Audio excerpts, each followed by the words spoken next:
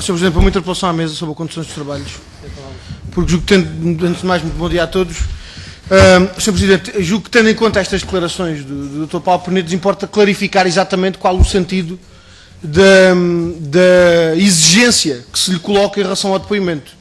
Antes de mais, em relação ao segredo de justiça, não se coloca nesta comissão o obstáculo que se colocava na Comissão de Ética. E eu gostava que o Sr. Presidente pudesse dar devido conhecimento ao Dr. Paulo Penedos do teor do artigo 15º, no seu número 1, onde se diz que as reuniões de diligências efetuadas pelas comissões parlamentares de inquérito são, em regra, públicas, salvo se a comissão, em deliberação tomada em reunião pública e devidamente fundamentada num dos seguintes motivos, assim o não entender. A linha A. As reuniões e diligências tiverem por objeto matéria sujeita a segredo de Estado, a segredo de Justiça ou a sigilo por deveres de reserva da intimidade das pessoas. E, portanto, tudo aquilo que o Sr. Deputado, que o Sr. Dr. Paulo Penedos teve conhecimento por força do acesso aos autos, consta de matéria sujeita a segredo de justiça, mas isto ainda assim não o impede de prestar os esclarecimentos que lhe forem solicitados por membros desta comissão, sendo que, para esse efeito, se a comissão entender necessário, e eu julgo que será mais avisado, o deva fazer numa reunião que não decorre publicamente. Em relação aos outros dois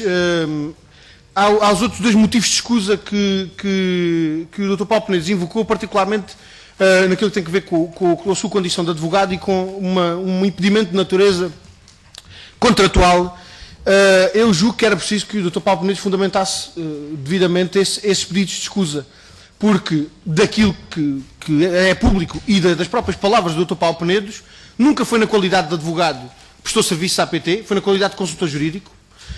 Ainda agora fez uma distinção para dizer que, precisamente, enquanto consultor jurídico, nunca suspendeu a inscrição na Ordem dos Advogados, porque são funções de natureza distinta, e o dever de segredo coloca-se aos advogados, não aos consultores jurídicos.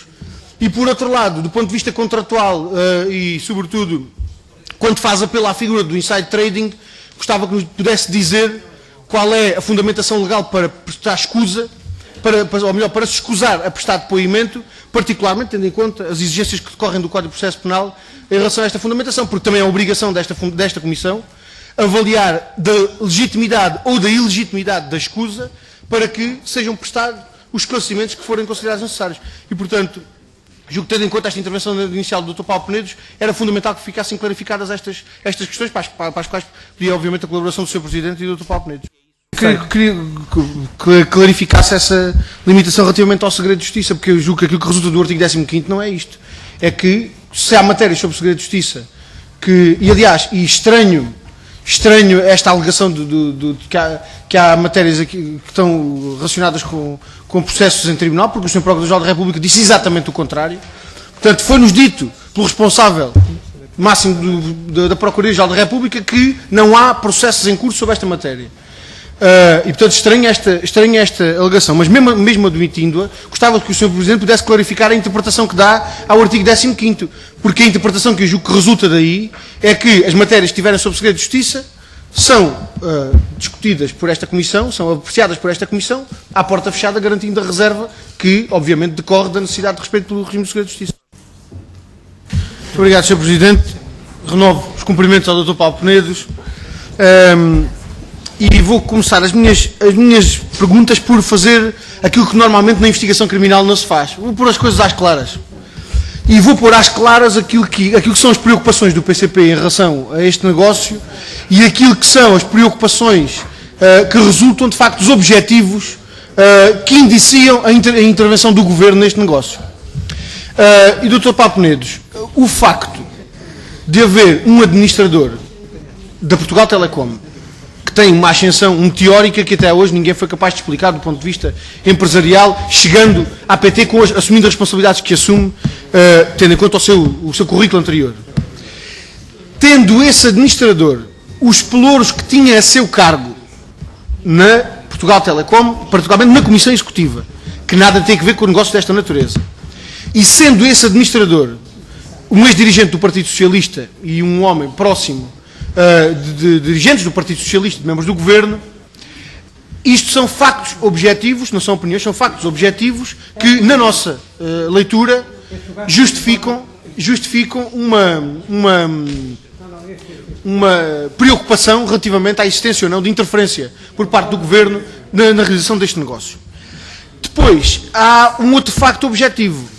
É que já nas audições da Comissão de Ética houve quem procurasse, para afastar esta linha de raciocínio, houve quem procurasse justificar a intervenção do Dr. Rui Pedro Soares neste negócio ao nível da Comissão Executiva, com as suas qualidades empresariais e até mesmo com o facto de ser um administrador que estava ali disponível e que, portanto, até pôde participar numa reunião. E estas palavras não foram ditas nem mais nem menos pelo Presidente da Comissão Executiva. Portanto, o Presidente da Comissão Executiva da Portugal Telecom disse-nos que o Dr. Rui Pedro Soares participou na reunião onde foi definido o term sheet com a Prisa, no dia 19 de junho, porque, primeiro, ele não gosta de ir sozinho para as reuniões e, portanto, julga que é útil haver sempre mais alguém, até para confrontar interpretações que possam ser divergentes daquilo que se passou na reunião. Disse-nos que o Dr. Rui Pedro Soares participou nessa reunião porque, não gostando dele de ir sozinho, o Dr. Rui Pedro Soares estava disponível e, portanto, participou naquela reunião. Isto parece uma participação acidental num negócio desta natureza. Mas esta participação refere-se a uma reunião que houve no dia 19 de junho. Ora, aquilo que o Sr. Doutor já nos tinha dito na Comissão de Ética e que hoje aqui mesmo repetiu, é uma coisa exatamente contrária.